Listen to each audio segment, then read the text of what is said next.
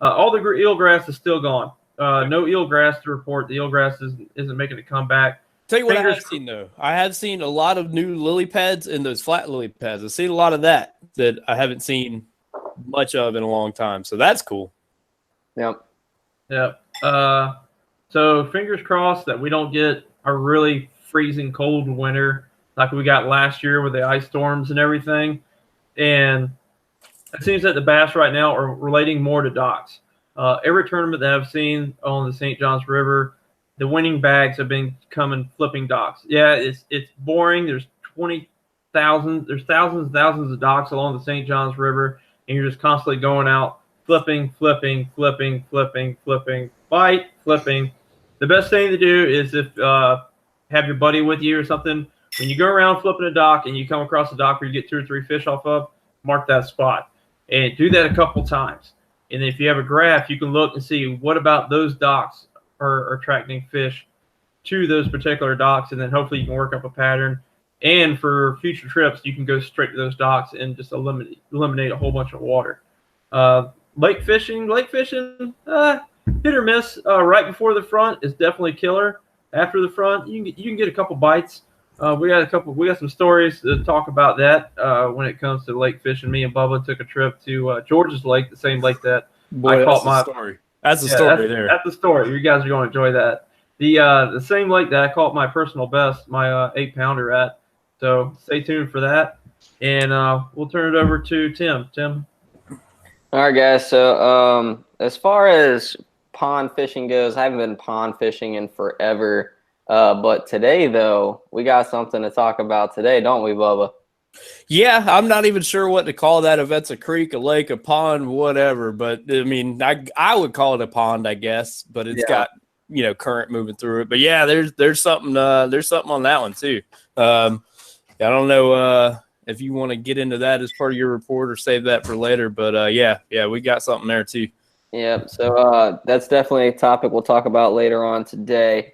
But as far as everything else goes, I was kind of skeptical about pond fishing because of this whole cold front thing. But after today, you know what? I'm just going to say that's a dang lie, because I don't really think it really matters at this point unless you're like in a really good spot. But I haven't really been to any places like we normally go to. I went to Julington Creek a couple weeks ago. I caught like 3 or 4 little ones. Because I actually got a boat now. I got the tracker sitting in the garage. I've only taken out a couple times. Haven't had the best of luck at it. Redfish, I've caught a few of them out in the river, but that's pretty much it as far as that stuff goes. How about you, Bubba? Well, I guess starting out with with the creek fishing stuff. This time of year, creek fishing gets good. I know a lot of, if you guys aren't from here, it might be, you probably gonna be farther along in the pattern than we are right now. We're just now getting into like our water temp drop, getting into the fall pattern. So that's when everything's going to start moving up. And because we were out a couple weeks ago now on the Santa Fe River and water temp was like 72. I know half of y'all, different parts of the country, the water's going to be cold by now, and guys up north are getting ice already. So our water temp is going to be, 70s holding for a little while, dropping down into December, January. But that's the time of year for us that creek fishing gets great. They start moving up into creeks whenever it gets, it gets colder, because that's the stuff that's going to warm up quicker. It's going to push the bait fish up in there, and that's whenever, the big fish follow that. It's my time of year that I really pull quality fish out of the creeks, catch fish out of them all the time. River it's been pretty good to me here lately. I went down where Tim was talking about, Julian Creek, had a little south from that. Got on a bunch of like 3-4 pound range. Was still on a top water bite, but they were holding lily pads instead of docks. Like I had lily pads on one side, docks on the other. They're all over the lily pads, nothing on docks. But it's been good. It's this time of year that the river fish start fattening up. Like Joe was saying earlier, you get up into the northern or, the part of the river where it's salty, where it runs east-west. Bull reds good reds, good quality reds. Like you catch a red now, it's probably going to be slot or over slot. It's not going to be like summertime where there's a bunch of puppy reds. And then I'm definitely going to be looking for, sheep's head, sea trout, yellowmouth, all that stuff whenever we get into a little bit colder water there. So river fishing's really good right now. Yeah, that's it. All right, I guess I'll get into the tournament report. Last month, when we weren't able to have bait shop talk, it's because I was down at a lake called Blue Cypress Lake. If you guys don't know where that's at, it's about 4 hours south of Jacksonville, right there, like where you get off to go on to go to Lake Kissimmee, and it's right there by Stick Marsh and Lake Garcia and all those other like real famous lakes.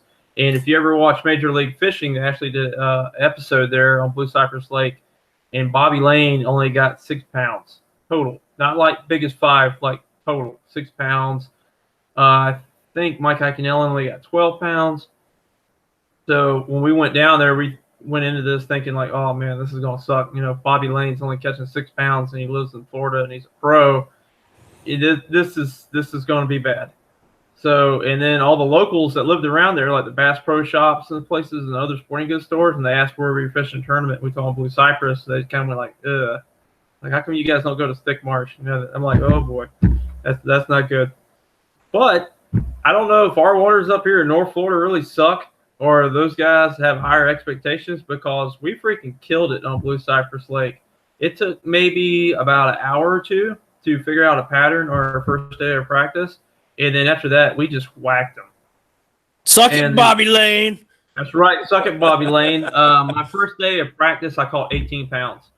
That's just the 5. That was my biggest 5, was 18 pounds. And we must have caught, probably in my boat, 30 fish between me and my partner. Easy. And they're all good 3, 4, 5 pound bass. They weren't the little dink specials like 1 pounders. And if anyone who lives in North Florida who's gone to Lake Santa Fe but never gone to Blue Cypress, it looks a lot like that.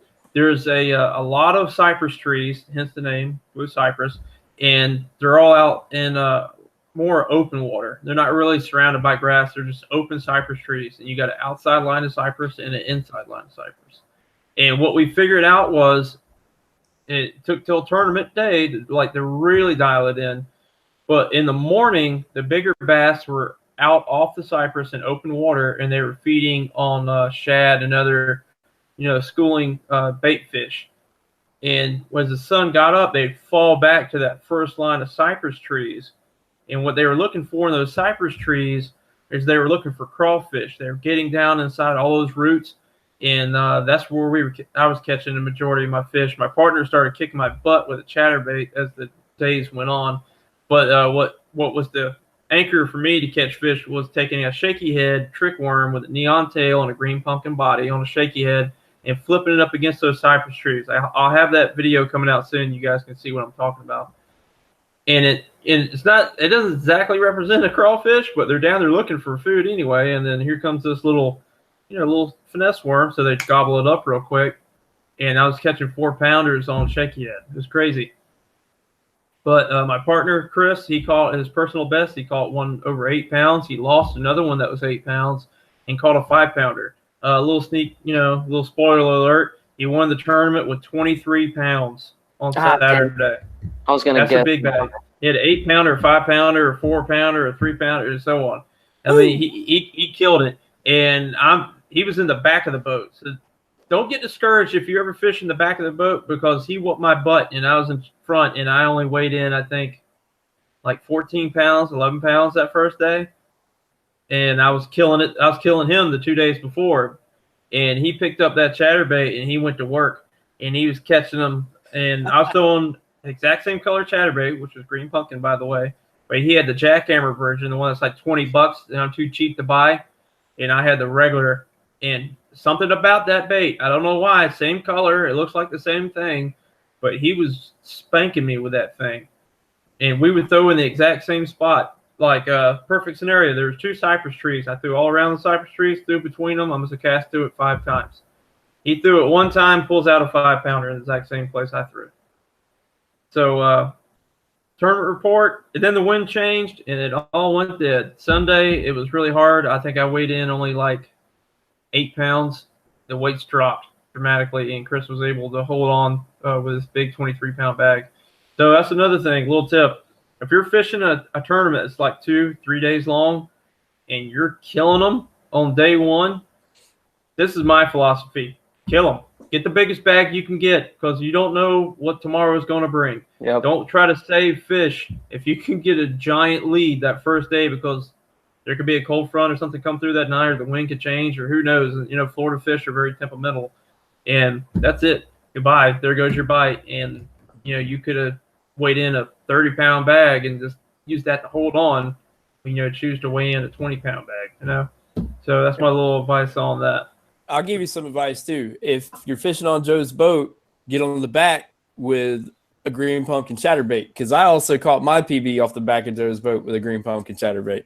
Something about the back of my boat with a green pumpkin chatterbait. So if you ever come along with me, I'm going to put you on the trolling motor, because it's my turn to catch something. Right. Oh, real quick too. I've had 2 comments about it. Yes, that is an awesome mustache. Thank you.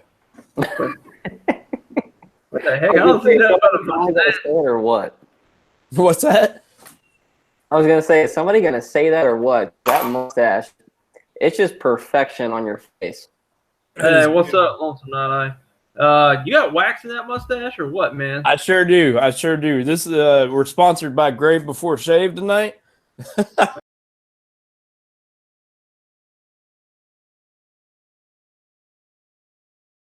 This is the cigar blend.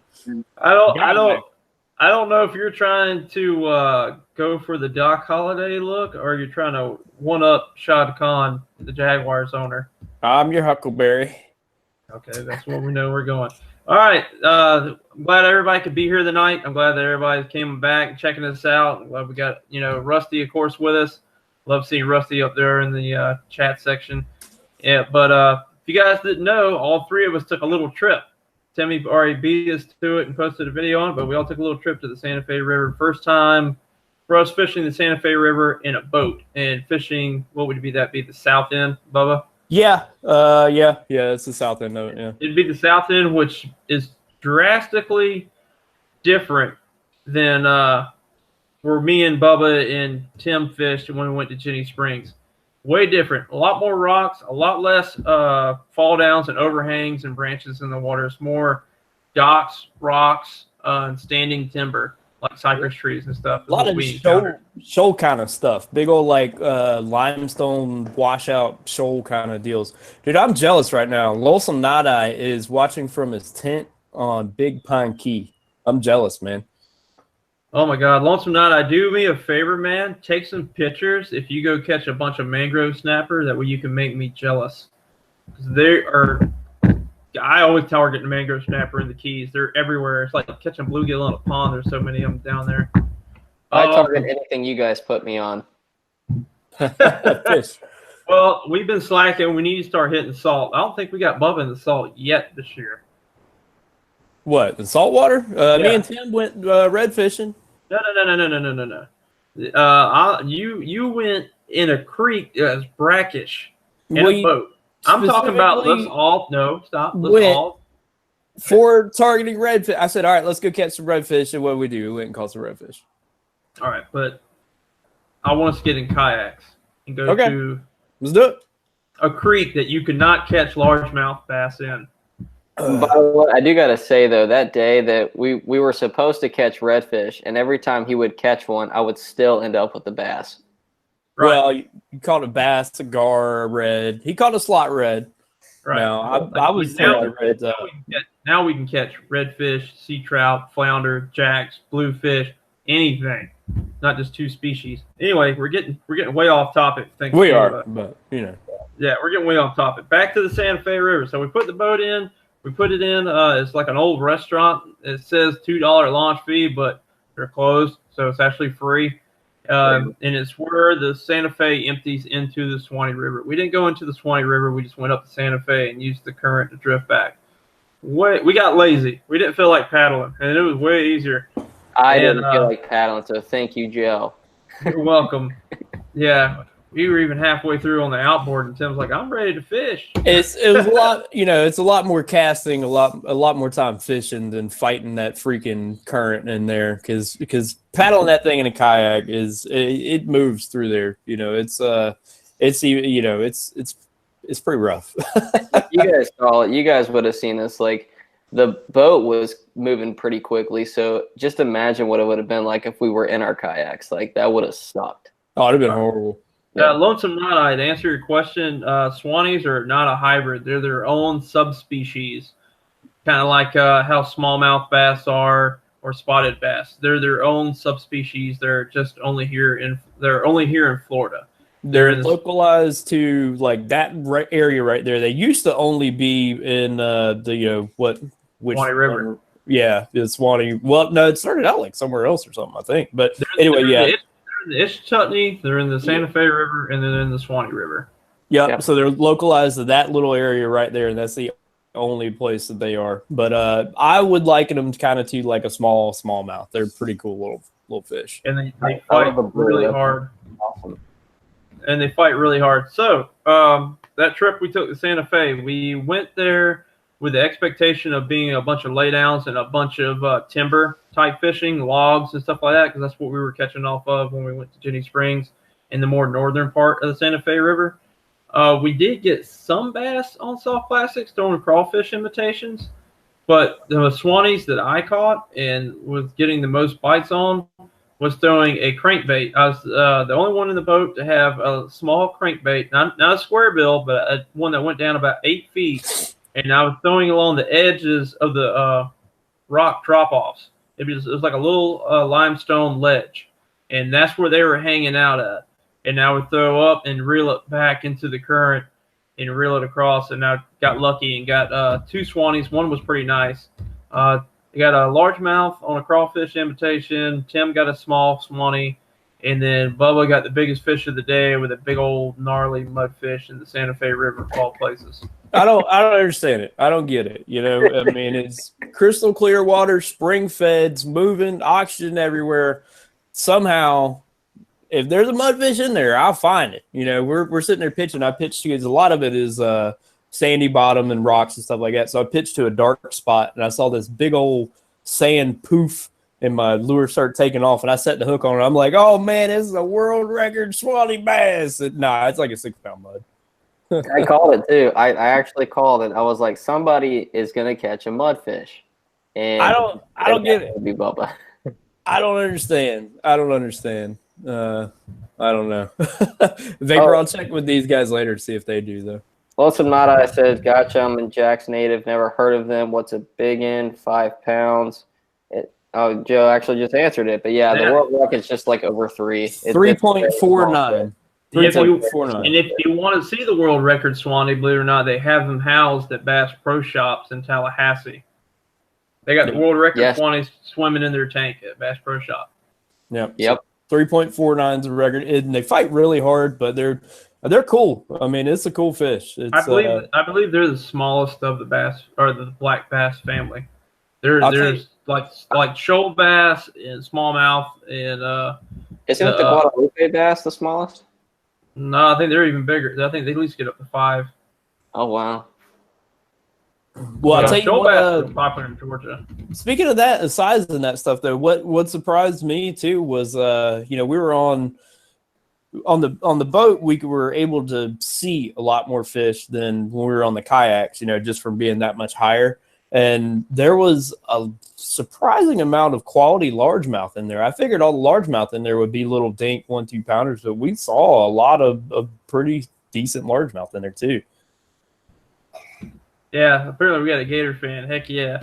But that was with Bubba. That surprised me. That water is really clear. It's not like the St. Johns River where it's just straight T.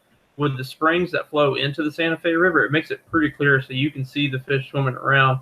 But what made it such a hard day for us is anytime me and Bubba go fishing, there's always a cold front. I don't know why. If you guys need some rain, just invite me and Bubba to come over, and I guarantee you it will start raining the minute we show up with the fishing rods. I got a drought. You got a heat spell, a heat wave, or if you want to know if there's any mudfish in there, let us plan a trip. We'll take care of it for you. Yep. Well, those things will happen. I guarantee it. Because that's the most. I was telling Bubba, you can see bass everywhere, and you can see largemouth 3, 4 pounds, and then you see schools of Swanee bass here and there. When I say schools, I mean like 5 of them everywhere, and it was disheartening more to see them. I kind of wish I didn't see them, so I would think, oh, well, there's no Swanees here. When clearly there they are, and they're just not wanting to eat anything. Thanks to the cold front. They like ladders, right, Joe? Right. Fish love ladders. You see a ladder around the dock, fish love to hang around the ladders. Speaking of cold weather, we're in our fall / going into winter pattern. Depends on what day it is. One day it's 36 degrees. The next day it's 68 degrees. So pick and choose your poison there. But we're starting to cool off. We're getting away from the 90-degree weather, and we're going into our winter pattern. And that's, of course, going to affect fish. It's going to drive them and move them to different places. They're going to start leaving their summer haunts and going to their winter locations. For freshwater fish, bass in particular, as Bubba was saying, they follow the bait, just like everything else. And that usually means they're heading into backwaters, they're heading into creeks, they're feeding up for the wintertime. Same thing with pond fishing. My pond right here in my house, it's kind of cool because I can go out there and observe what they're doing. They're starting to school up in little packs of like 8 bass, and they're just circling the shallows, eating all the new hatched bluegill fry. They're now about 3-4 inches long. It's like a perfect snack size for them. And they're just schooling those bait up and ambushing them. And they're doing the same thing in the creeks. And out there in the river. They're moving up shallow. That's a good point there, what you just said about that, when you see them doing it, because they get a lot more bait fish oriented this time of year, guys. We still will do, of course, the in Florida boys, a lot of pitching and flipping kind of stuff, crawfish, whatever kind of deal. Mostly now that's going to be whenever it's like a cold front and they're not moving, actively feeding. But they do get a lot more bait fish oriented this time of year when they're fattening up. Sorry, keep going, Joe. Right. So for bass fishing, break out your lipless crankbaits, break out your chatterbait, spinnerbait, your square bills, your moving baits, jerk baits. Jerk baits are freaking awesome this time of year. Just try different types of cadences and, speed it up, slow it down, and see what they're doing, because you're imitating that wounded bait fish that might have got knocked from the school, and it's kind of loopy, and it looks like an easy meal. Saltwater, same thing. They're starting to head as it gets cool off. They're doing the same thing. They're feeding up for the winter. This cooler water gets a lot of these different types of fish who like the cooler temperatures really moving, like I was saying with sea trout. Perfect time of year for sea trout. Sheath trout love the fall. And I had some friend of mine that went and fished a small creek here in Jacksonville, and they went to a particular deep hole. If you can find a deep hole where the current's coming over it, it swirls and gets all the bait fish tumbling around in there, and they come up out of those deep holes and eat. And they limited out 3 of them, limited out on sea trout in 15 minutes. That's using finger mullet. Finger mullet, throwing it up current. Yeah, amen. Finger mullet, throwing it up current and letting it drift over the top of that small hole, simulating what's happening to those that the sea trout are doing with everything else. They just had it on a small jig head, let it come over the hole, you go down, and you fill the thumb. And then they were good quality sea trout. They were like 17 inches and up. So, like I said, sea trout are hot right now. I'm itching to get myself out there. I broke my little kayak cart, fixed that just so I could go sea trout fishing. Yeah, we got to go back out there. That was so much fun taking me out sea trout fishing. Yeah, it was supposed to be a sheephead day. Yeah, but it ended up being a good day, so that's all that matters. Whatever's biting, right? Absolutely. Whatever you guys can get me on new species, just tell me what it is so I don't try and guess for my videos. What was it? Lonesome Kayak. Actually, I live right here by the Okefenokee Swamp. I fish the St. Mary's River. Like you were saying, it is full of freaking mudfish. I've not fished the actual Okefenokee Swamp because I'm cheap and I do not like having to. I don't want to pay for a Georgia fishing license. that's my only excuse. I know a lot of people go up there. I haven't heard much about bass fishing in the Okefenokee Swamp, but a lot of people go up there to panfish. Just like the St. Mary's River is really hot for panfish and catfishing. And Bubba, it sounds like they took a note out of your book. You said a buddy of his caught a bowfin. Let's not fancy it up here. This is mudfish. Yeah, church it up. No, let's not church it up now. And they made gar balls out of it. It would be mud balls, I guess, in this case. And he said it was good table fare. And, like, I don't know what he did to have had it all bred, maybe a tiny bit of meat in the middle. Because I've sliced open mudfish before, and their meat is dang near black. You couldn't get me to eat that thing. I'm going to try it. I'm going to do a catch and cook on it one of these days when it's like when I'm about to get off the water and it's the last thing I catch, because what I've always heard is that you have to cook them quick or else it gets mushy. But I'm going to try it. I'm going to do it. I'll eat. Everybody knows I'll try to eat about anything at some point. So I'm going to try it. Well, you know what? Like I said, I'm not going to be that. You know what? You're right. I'm not going to be that person. I'm not going to bash on it and say that mudfish is terrible when I haven't eaten one myself, because you say that about Jack Crevalle all the time. If you bleed a Jack Crevalle out, they're actually pretty good table fare. There's a lot of people that do catch and cooks on YouTube with Jack Crevalle, and for years everybody's like, "Oh, that's shark bait or good bait fish." They're pretty good. Bleed them out, and they say they taste really good. They got meat similar to tuna when it comes to texture. Yep. Yeah, they are pretty good. Right. So I'm not going to say anything about mudfish until Bubba eats one. If Bubba gives me the thumbs up on mudfish, I'll do that. And I'm still wanting him to cook me some gar balls so I can try that. Well, that could definitely be arranged because that's good. I mean, that doesn't take too much convincing there. It's like, hey man, you want to eat some gator tail? Hell yeah. Well, I like eating gar. That can be arranged. How about we do this? How about we do the trash? What about one day we do like the trash fish challenge? We'll catch like mudfish and gar and all these nasty fish, and we'll cook them up one night. All right. Is Timmy frozen? No, I'm not frozen. He's just in disbelief over there. He's just in disbelief. Oh, his little thumbnail down in the bottom was like this for a good 10 minutes the whole time. Oh, so I'm frozen on the YouTube because I guess it's like that 20-second delay. He said toadfish too. Like I don't know. You get stuck with a toadfish, you're gonna be hating life. Yeah, there's a lot of ethnic people out there around Fort George Inlet that will eat the hell out of those things. I don't know if I'm gonna try that now. You know, Bubba, I just realized every time like I catch a random fish that I don't think we need, I always ask you, hey, do you want to eat it? Yeah, dude, foul hooked like a 1 pound gizzard shad today, and he's like, "You want to keep it to eat?" I'm like, "No." And then I was Elias fishing from like he moved to North Carolina, but he was from New York. Elias fishing, he has millions of catch. Well, not millions, but he has like a whole bunch of videos on catch and cook and fish, and it's everything. He did a catch and cook on sand fleas, for goodness sake. I saw that. Yeah, and he did one on shad, and he said, believe it or not, if it wasn't for all the bones, it wasn't too bad. It seems like it would be a whole lot of work. It probably tastes like panfish, but it seems like it would be a whole lot of work. Yeah, I think it'd be more work than it was worth. Just like he was talking about toadfish, I wouldn't even know how to begin to clean one.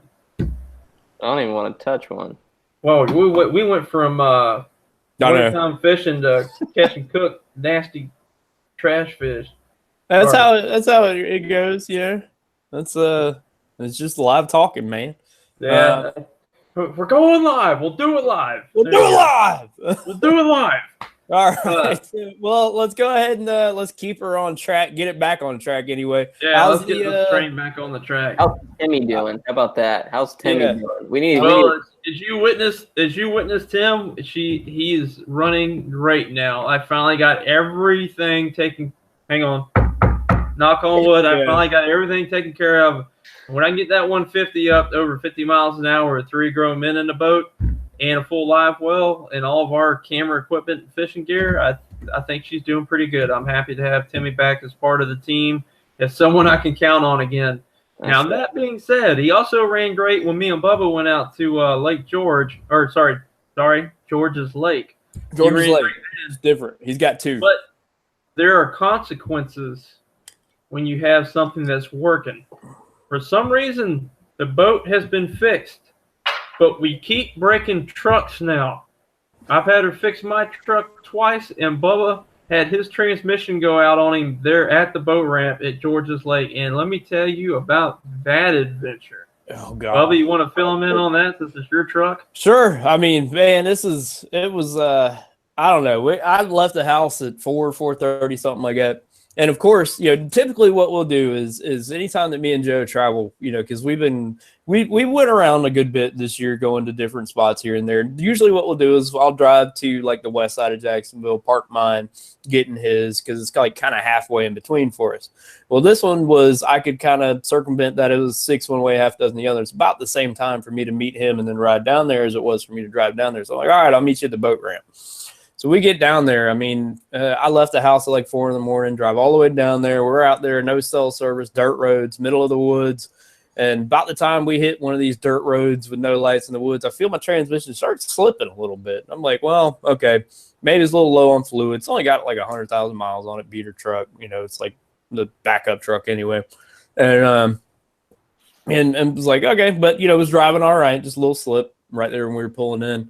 And we go out there and fish, and it was actually a pretty good day fishing. I was saying before we got started that it was going to be my revenge, because the last time we went before that, I think was Rodman, where Joe just put it on me and I didn't catch nothing. But I think I ended up with 7 jig fishing, which we don't get to do a lot of jig fishing on the river up here in North Florida.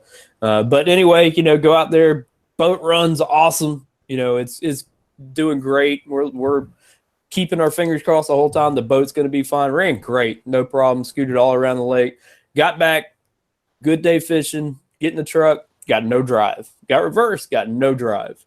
So it's like we kind of fart around trying to figure out what to do with it. We load up.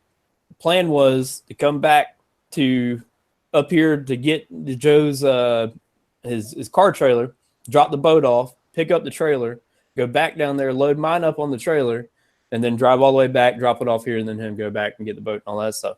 So we go back, we get all the way up here. We've got this little clicking going every once in a while in the front suspension on Joe's truck, but it wasn't bad. We heard it every once in a while. And we got all the way back up here with the boat, dropped it off, loaded up the trailer, pulled out, got not even a mile from the house, and that thing is just his whole front bearing hub, everything is separating. We limped that thing back to the house there. Ended up having to borrow his dad's truck, go all the way back down there.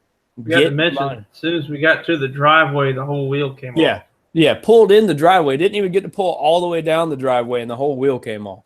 So it's sitting there in the driveway like that. So we had to, luckily his dad's got a forklift. We had to, finagle the trailer around with that, get his dad's truck. Thank you, Joe's dad, if you ever seen this for, thanks to them. But again, thank you for saving me a bunch of money, honestly, and a tow and all that crap. But went all the way back down there and got it with his dad's truck. Had to roll it off here, like push the thing off the trailer and get a running start to roll it in the driveway because I didn't have drive. So it turned into like 8 hours of driving that day because his truck broke, my truck broke. Boat ran great though. So I didn't know what to do with it. It was good fishing. Like I say, don't usually get to do a lot of jig fishing, but mine still broke. Joe fixed his, and then on the way to his tournament this past weekend, some bolt came out of a brake caliper or something, right, Joe? Right. I was on the way to my last tournament of the year, so it meant a lot to me. It was in the Palaca City docks, and I didn't even get to leave my town. I came to the first red light and heard something grinding in my rim, and somehow the bolt to the rear brake caliper came out, and every time I hit the brakes, the caliper would come out and dig into the rim. So I had to take the boat in the truck and come back home. I didn't even get to fish my last tournament. So poor pitiful me. I can't seem to do anything right. And also now to add to that list, I have an injector going out in my truck and I just spent $167 to get a new injector installed. We have bad luck when it comes to trucks right now. Yeah. Well, luckily, let me knock on some wood here. Luckily, I got a backup. Joe doesn't have, the spare like I do. So that's like my spare. So I got another truck that I use to pull the boat with and everything like that. So because of that, I know I need to get on it. I've started to tear apart, the one that broke down, and it's still sitting there kind of half tore apart. It's not high on the priority list, thankfully. Right. Lonesome Not, I said we got to do some Hail Marys or something. I agree, man. I think I need to go to church. We need to go to church 3 times a day. We need to quit fishing on Sunday and start going to church. I think what's happening. speaking of George's Lake, though, we've been talking about that. We didn't really get into that fishing trip on it, but I wanted to show it to Bubba. He hasn't been there, and I was telling him about this great. It's got a lot of hydrilla. Believe it or not, the hydrilla was not as thick as I remember. It used to be real thick when I first went there, but now it's only in certain little pockets you can find it. If you can find that, you can find bait for sure. But we took Bubba there. He started out with a worm. I started out with a worm because I just wanted to catch fish. I wasn't necessarily after a big one. Mm-mm. I didn't know what. Top water. Mm-hmm. Yeah, I started out with a whopper plopper and cold front. I had a buzz bait with a white toad on it. Yep, cold front, windy whopper plopper started putting it on him. Yeah, they were smashing that thing like it owed them money. There's you got a 2-pounder right off the bat, and then I think you got another one that was about 1.5 pounds? Yeah, something like that. Right. Then we transitioned to docks. That's what happened. Yep. All right. And then he went to a jig and started flipping a jig and catching bass on a jig. I mean, I was surprised, honestly. I thought, and they weren't the biggest bass. They're probably about 1.5 pounds, but we were catching fish. And I was still throwing the Cinco, just looking for bites, catching them on Cinco. And then there's it's not Kissimmee grass, but something like that, and it's folded over. So underneath is like a big empty cave kind of deal. And I started punching that, and I started getting bites. Problem was they were just barely grabbing it. I was throwing a crawfish, and they were grabbing the pinchers. So when I set the hook, I was getting hung in the grass. And we ended the day fishing a dock in the southwest corner. There's a little cove right there, and there's a dock all by itself. So naturally, a dock isolated structure is generally a good idea for bass fishing. I mean, it's something different on that bank, so they relate to it. And so we just fishing the dock. I'm throwing a Cinco, and there's a feeder hanging off the dock for floating fish food. A guy feeding his little bluegills and stuff underneath the dock, I guess. And he's out in the yard, and we thought he was just doing yard work, and we're fishing. And I catch a little dink bass, no bigger than the size of my Cinco. I throw him back, and I flip underneath there again with a Cinco, a little around the corner, and catch another dink bass about the size of my Cinco. And this dude comes running, or not running, but he comes down the dock going, "Hey, I want you guys to anchor up and catch all my bluegill." And I'm like, "These ain't bluegill." And so apparently you still have those people out there that think they own the water and they own everything in it. It just calls their docks out over it. So it's God's water, bro. Yeah, it's God's water. And plus, I wasn't catching your bluegill; they were bass. Don't make me get on you. If I could catch a bluegill that could eat a Cinco, that's a dang big bluegill. Well, it might have been bluegill sized. they were bluegill sized, probably just lengthier. If anyone else has had fished a dock and had someone come out there and holler at them for fishing around their dock, please, I'd love to see it over here in the chat. I'd love to hear your story. So anytime, here's one right here. Me and Bubba it just happened to us not too long ago. Yeah, it did. We were Bubba's face. Right, it must be. You see this mustache? That's it right. was. We were. I think this is pre-mustache though.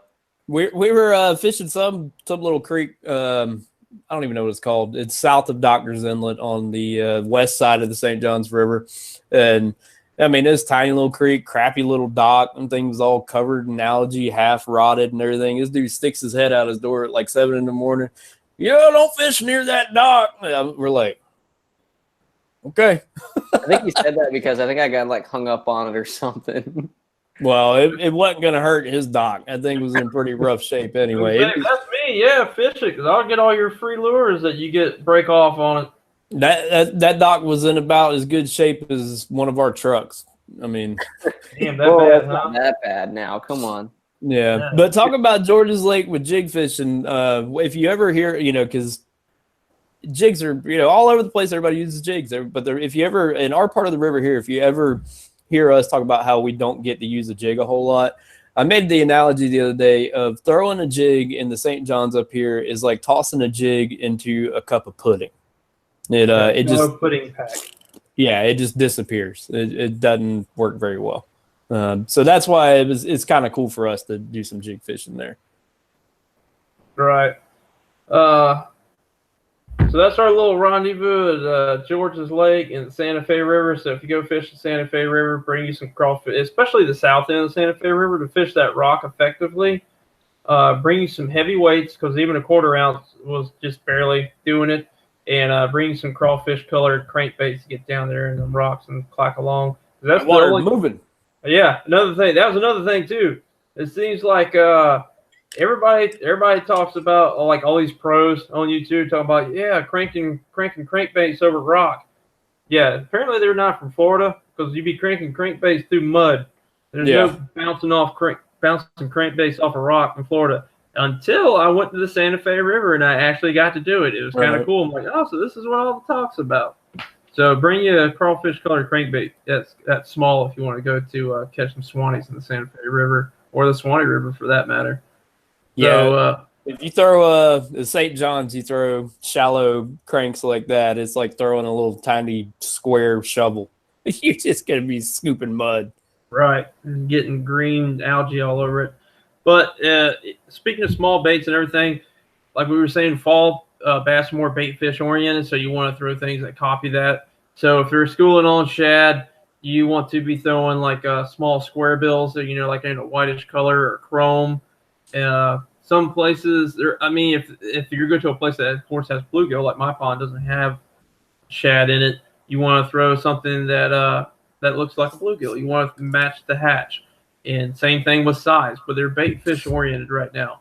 Spinner baits. Now, as it gets colder and the bait fish start going away, then they're going to start looking for that slower forage. Yeah, Bubba's holding up a bait ball right now. Which I know y'all have probably heard me talk about this before. I plan on wearing this thing out in saltwater too. I didn't know they came in this many sizes. That'll give you a gauge on the size. This is the half-ounce one. It's a little bit bigger than the one I was showing before. The other one was, I think it was 3/8 even, but it was a lot smaller than this. But this thing, whenever they're chasing bait like that, I love it. I love these things. The way that, I don't know if you can see like how the kind of mini umbrella rig deal goes there, comes through cover awesome because the hook's back here and all of that is covered up with all that wire going through there, but it looks just like a little fleeing ball of bait fish. You give them some nice little jerks and twitches and everything comes through the water awesome, comes through cover awesome.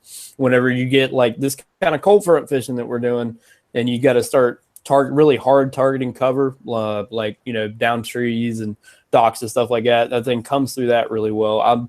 I like that thing. I plan on wearing it out in saltwater too, though. I think I don't know about on your end, but like I think Timmy's like just taking glamour shots and leaving it down here in the little profile thing. It's like he's doing different poses every time I see him. It's just frozen there. I was gonna say the same about you because I was looking at like you doing this and it was just stuck down here, and I was like, "What the heck?" So I think it's just doing it for all of us. Yeah, but at least yours are like glamour shots. You're like this and like looking all pretty and everything like you are. I don't know. Bubba's is presenting like a mustache or something on his face, and right, I think he gets to win. The mustache, the no shave November mustache is freaking epic today. Yeah, he wins. It's on point tonight. It's probably near the end of his lifespan. My wife's getting sick of it, but it is it's there. It's there. If she's getting sick of it, just slick that thing down, man. Well, it is slicked down because if it's long enough now, if I don't wax it, it's in my mouth. I was like, oh man. All right. Well, apparently the cold front's not slowing you and Timmy down. No, it's not. For those who didn't know, we just had a cold front come through. It dropped the past 2 days. It dropped the temperature down from being like in the 50s at night down to about 39, 38 degrees, depending, of course, what it is. So that's a pretty significant drop.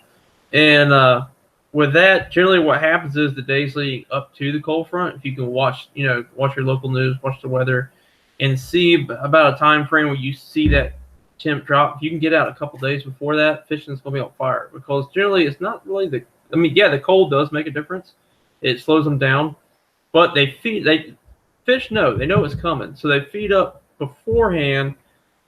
And the reason it's hard to catch them after, because a lot of times they're already full because they fed up so heavily before the cold front hit. That's why fishing usually so hard after a cold front is because they already have full bellies, and you pretty much have to drop it right on their head and get that reaction bite, just because they're like, get out of my zone. They don't know what it is. It's kind of like us. If somebody just all of a sudden pops up beside us, it's either you're going to punch them in the face or you're going to move out of the way. You're going to react one way or another, and the fish are no different. So Go full John B on them. Right. That's what's going to happen. Now, you can see the bluegills. The bluegills over here, they're not affected by the cold front at all because they're spoiled, and their water temperature is like 78 every day, all day, year round. So they're doing just fine.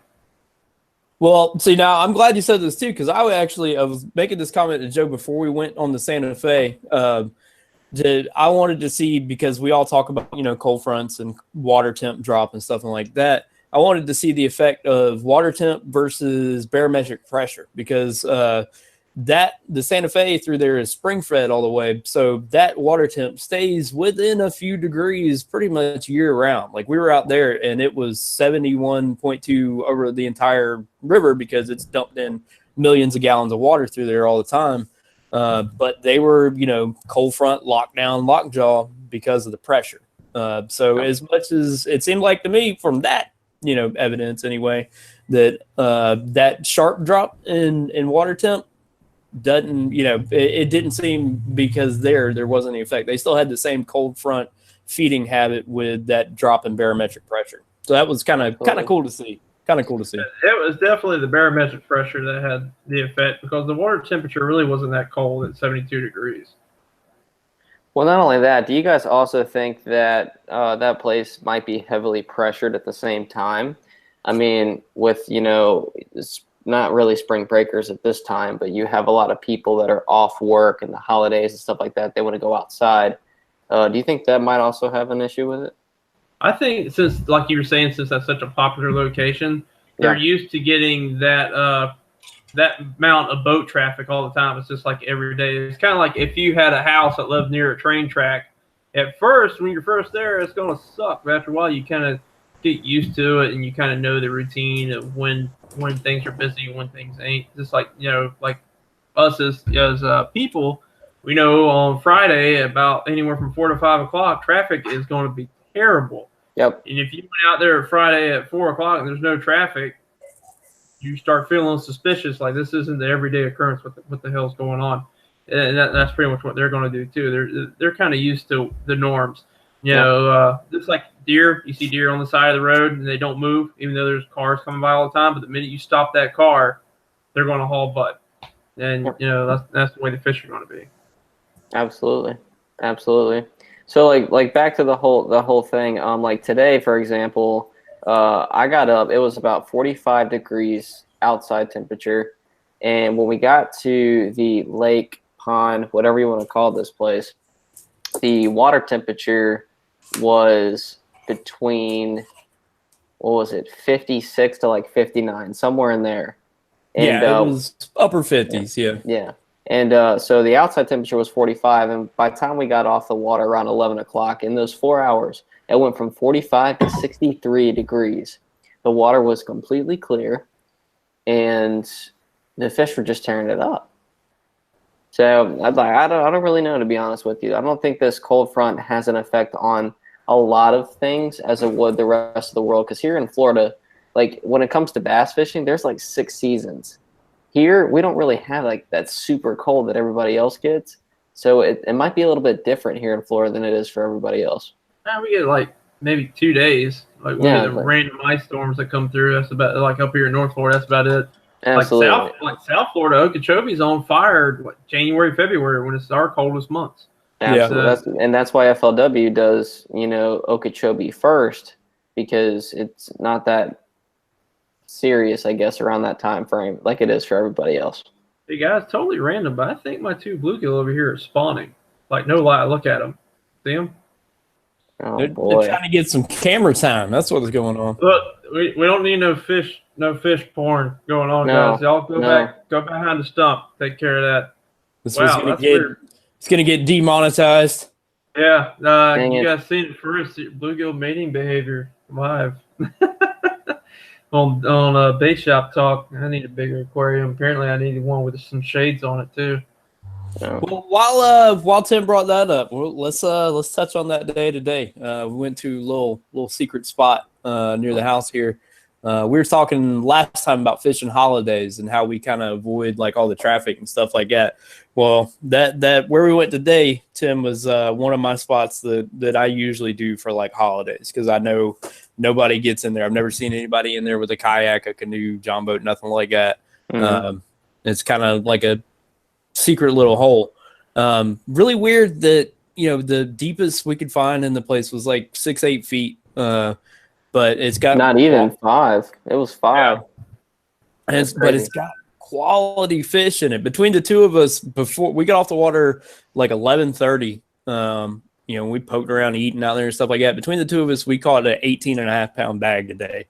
It was good. And it seems like, talking about pressure, like I've been in there with cold fronts, I've been in there with with normal good fishing conditions and caught the same quality fish, but a lot more small ones. It seemed like they're feeding harder. But yeah, we went out there today and right off the bat, Tim strokes up a 5.9, so almost 6 pounder. Not too long after that, I caught a 3.4, and then I caught a 3.8, and then Tim Tim killed it today. He was crushing. He's crushing it. We were talking about it. I got to take him with me every time we go. I got to take him, man. We have a good day pretty much every time the two of us go together. But when I bring him on the boat, look what happened. Well, can't go with all. What's the common denominator? It's you, Joe. Oh man. I remember the first time Joe took me out. What happened? I caught like a 5 something and then a 4 something, like back to back. Like that was just an instant good luck. Yeah, that was St. John's. That was back when it had eelgrass. Yeah. Rest in peace, mate. Rest in peace. Yeah, absolutely. So anybody have rest in peace, Stan Lee? Oh gosh, that was a shocker, man. That was a huge shock to everybody. That was a big shock. So we definitely miss Stan Lee. I think that was all. My Facebook was just filled with the freaking Stan, and people make some sad pictures on there too. I know that's not fishing, but I think we can all relate to that. We do see some stuff other than fishing every other time. But anyway, imagine a fishing comic book. Yeah, fishing comic book. I'm sure he could have worked something out like that. Well, okay, guys, we're going to open it up to open questions. If you got anything, there's Rusty. Finally get to see Rusty in the comment section. Oh, he was here earlier. Yeah, he was here earlier. I think he went to go eat. Oh. Yeah, we've been missing some bait shop talk too, Rusty. God almighty, I gotta get after it. I've been slacking big time, but family, life, stuff. I needed a break. There's too much stuff going on. Like apparently, because there's too many repairs going on, was the big problem. I would say I got more time fixing stuff than I do editing videos. But definitely, we're opening it up to some questions. Feel free to ask us anything you want to know, anything that we do, any places we go. Rick, well, I had one earlier, and what you got? Let's answer it. I told him in the chat, was like, I don't know. I'll ask these guys. Guy was asking me about eating largemouth. I don't know if any of you guys in the chat have ever eaten them. I'll try it. It's been forever since I've done it. I've done it before. Tastes like bluegill. Tastes like panfish. But what do you guys think? I eat them. I used to grow up eating them. I mean, bass fishing when I was a kid, that was because you were putting food on the table. Right. I've done it before. Usually I just, bread them, fry them. Yeah. Rusty was asking if we catch any crappie down here. Yes, definitely do. Crescent Lake, you can go to Crescent Lake and kill them there. You can, believe it or not, they catch them in the Santa Fe River, or not Santa Fe. Dang it, we're caught up on Santa Fe. Believe it or not, they catch them in the St. Mary's River around lily pads. There'll be little random pockets of lily pads, and you just fish them with minnows.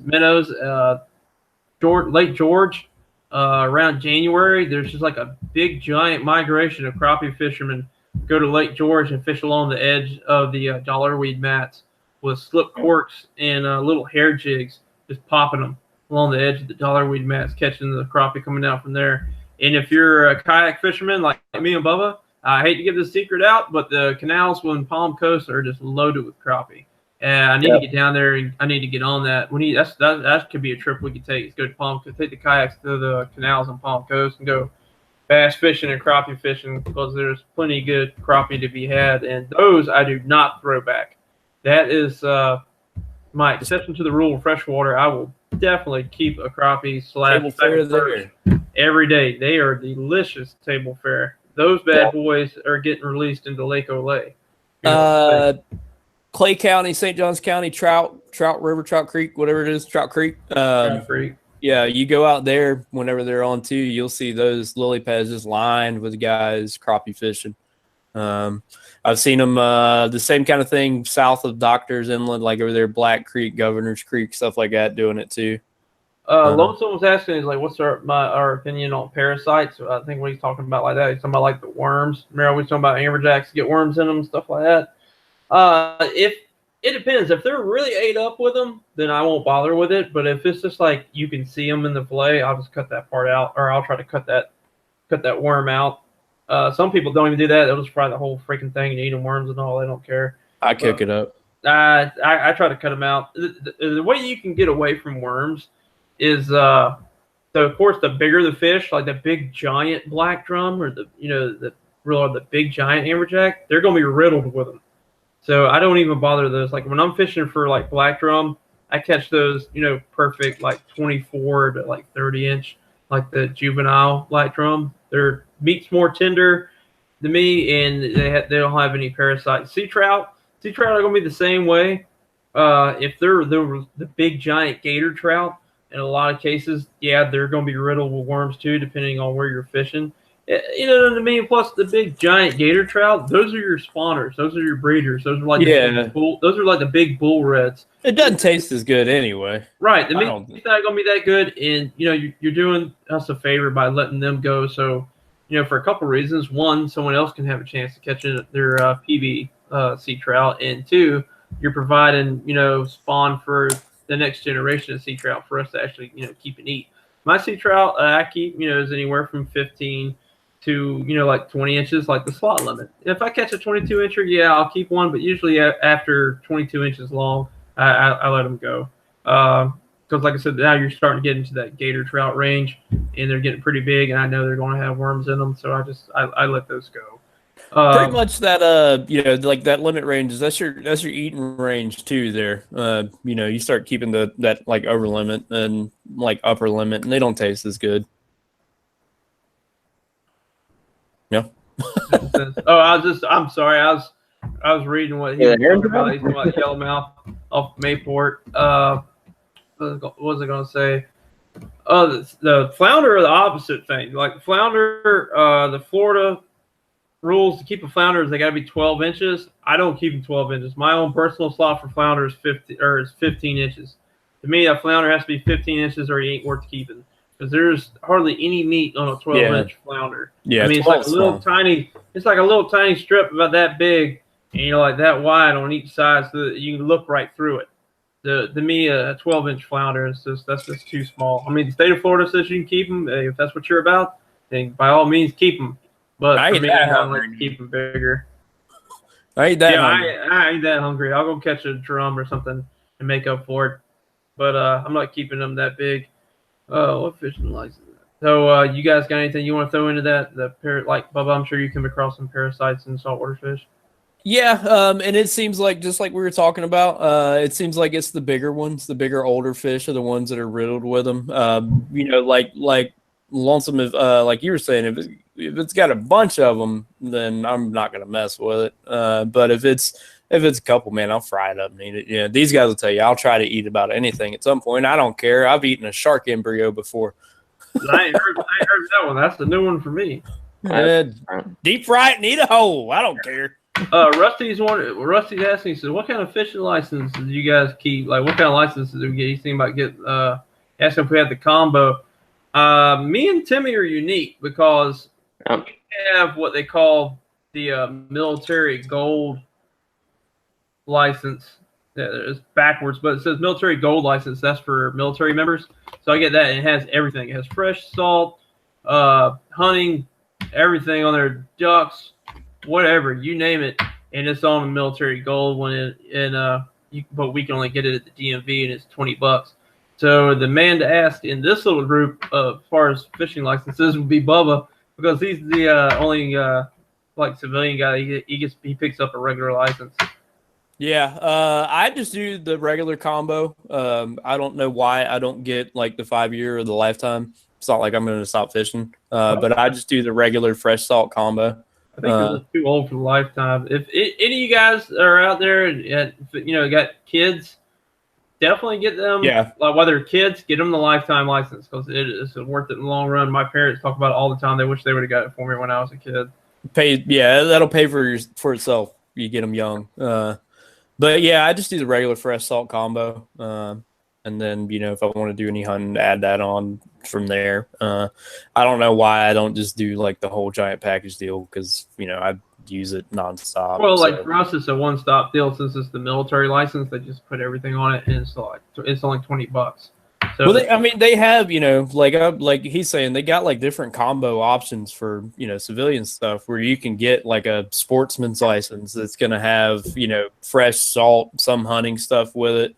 And it's, it's cheaper and guys like us that are going to use them every year. I don't know why I don't do it, but I just get the regular fresh and salt combo every year.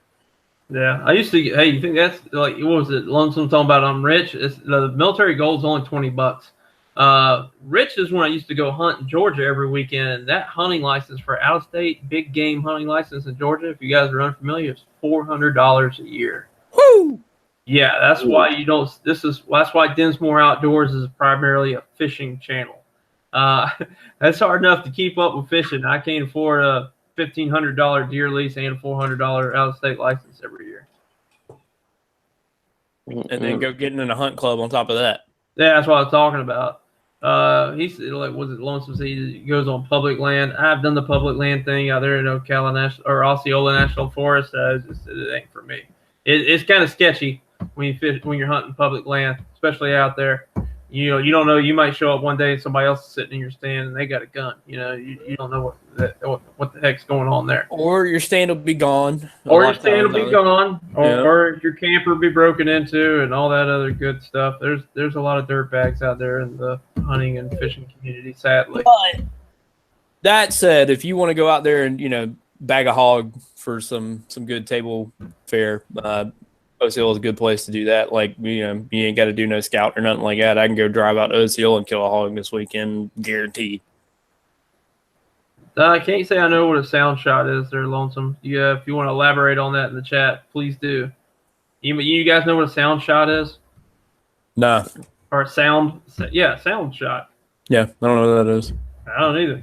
I mean, we were talking about hunting on public land, and then it's going into sound shot. I don't know. Just when a hunter hears something and shoots that way. Oh, man, yeah. Yeah, oh, okay. I didn't know there was a name to that, and I thought it was called being an idiot. You're talking about if you just hear a rustle in the bushes and shoot in the bushes. Oh, Lord. Yeah, I ain't about to have that either. That's another thing you got to worry about out there. You don't know what kind of Cletus you got out there hunting in the woods. Yeah. I'm good. I'll just go fishing. Yeah. Well, listen, guys, I do got to get going. I got to get. I think we all got to get going. So we'll go ahead and wrap this up, guys. We thank you for joining us here tonight. I'm sorry that's been so long, and all of my subscribers and viewers that watch this, I'm sorry that I have not put a video up, but I am definitely working on it. We got 2 or 3. I got the Santa Fe River one. I got my tournament on Blue Cypress, and I'm going to be doing some other stuff.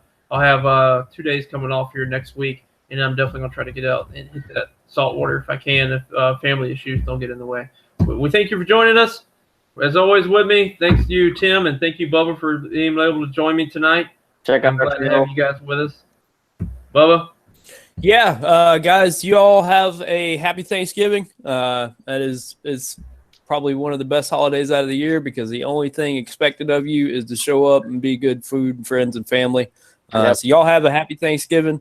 Yeah, we'll see you next time. Couldn't say it better. I hope everyone enjoys the Thanksgiving holiday. Go ahead, get fat, put on another 5 or 10 pounds, eat you some pumpkin pie, turkey leg, all that good stuff. And let's be thankful for all the things that we have.